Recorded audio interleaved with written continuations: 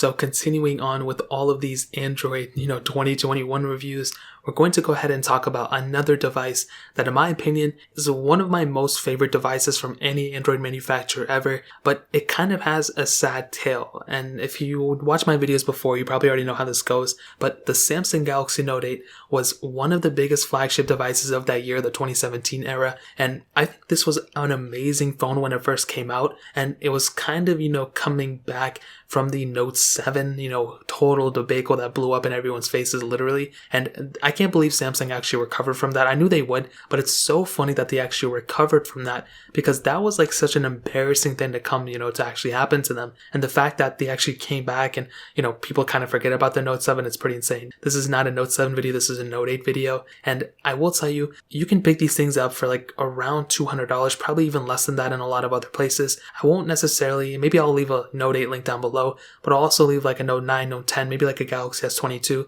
You can get that from the description below. You can help support the channel at the same time. Now, the front of the Samsung Galaxy Note 8 still completely holds up in so many different areas for sure. You have that 6.3-inch Super AMOLED display, and what's really, really good about this panel is that it's a 1440p panel. I mean, this is a beautiful screen, and Samsung makes really good panels, and this was definitely one of them. You have a, bezel on the top and bottom, but it's really not that bad. The fact that the panel kind of curves to the sides and it goes all the way to the edges makes this phone feel so good. It just makes it feel still like a flagship. Even though this phone came out around the same time actually the iPhone 10 came out, I still think this phone looks a little bit better just because it didn't have a notch. Even though it had kind of like bigger bezels on the top and bottom, it still was a better looking panel in my opinion than a lot of phones that came out that year. And consider this, the Samsung Galaxy S21, which is a phone that's coming out like literally in a couple of days or it's being announced, that thing's expected to have a plastic back with a lower resolution panel than this device. So that's another pretty important thing that's like so funny to me. So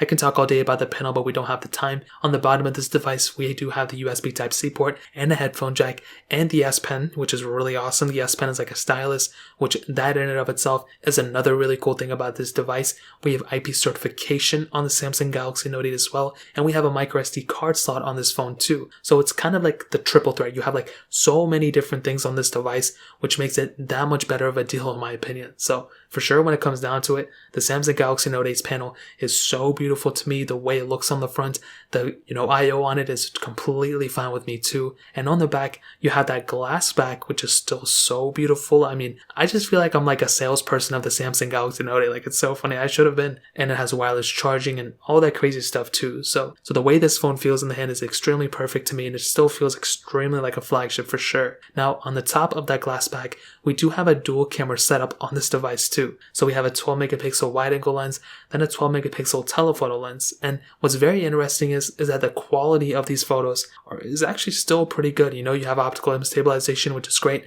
You have 4K at 30, which is also really, really good. I was hoping it would have 4K at 60, but I think 4K at 30 is okay when you consider the fact that this is a 2017 device and it, had a dual camera setup. I think I'll give it some benefit of the doubt there. Now, I think, the camera in the specific module and the software is really good because you have a lot of features built into the software. So that's a pretty big asset for it. But I do feel like the video quality is one of those areas that the Samsung device of this year specifically didn't really do so well. I think the Samsung Galaxy S8 also came out this year, and although these phones knocked it out of the park in a lot of areas, the video quality isn't necessarily one of my favorites if I'm being completely honest, but I think the Samsung Galaxy S8 Plus had very good video qualities, believe it or not. However, the photo quality is really, really good. I mean, you can take these photos out, outdoors, take really good photos. Indoors, I've been doing a lot of, indoor photo comparisons between the Galaxy Note 8 as well. Not really that great, but I think it's totally okay for the most part. And I think the front cameras, like I said before, it's probably the bigger differences and the biggest letdowns.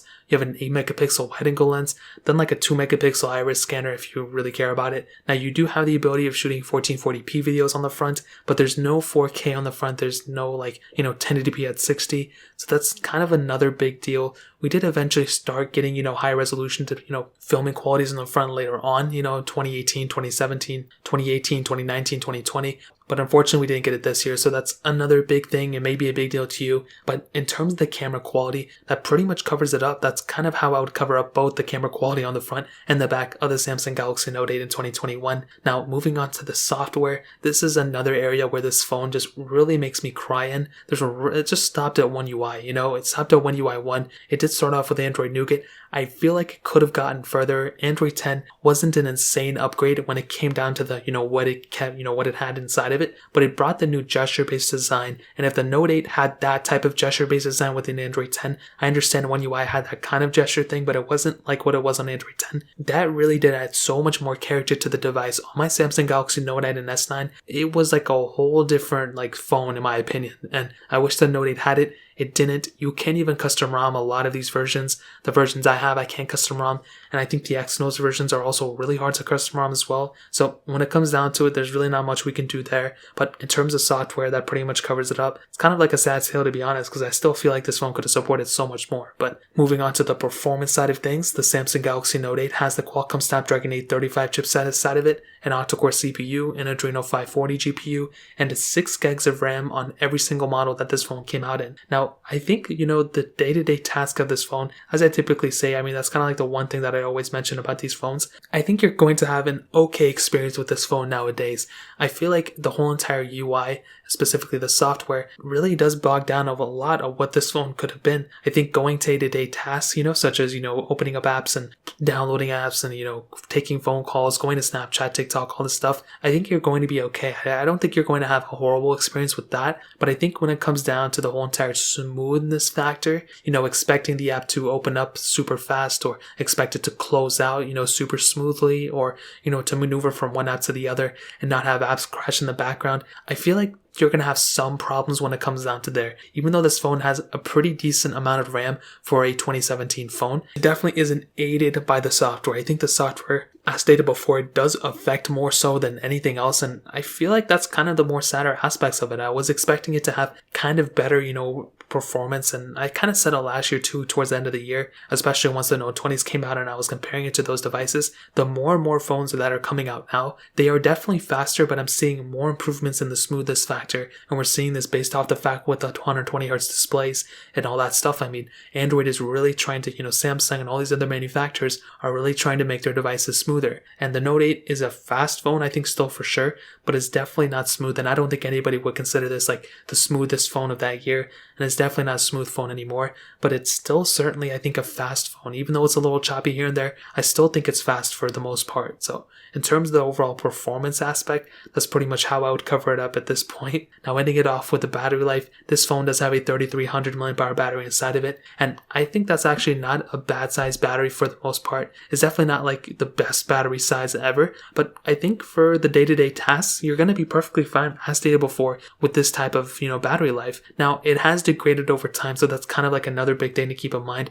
It's not at that full 3300 for a majority of people. It's probably gotten down to like 3000, probably more so less than that. But I think for the time being, it's probably an okay battery life for a majority of people. And I think, as I said before, the software is one of those areas where these devices really kind of suck in. If I'm being completely honest, that's the easiest way I can put it. And because of that, that really does hinder a lot of what the software could have enabled in the battery side. So in terms of battery, that pretty much covers it up. Now, to kind of sum up this video and to answer the question, is the Samsung Galaxy Note 8 still worth it in 2021? Well, this is pretty much what I'll tell you. The Samsung Galaxy Note 8, I think, is still worth it to some people out there. It's definitely not like an amazing phone. I don't think it's perfect by any means, but there are still some pros with this device. And when you're getting a beautiful panel on the front, it's a very good panel for sure.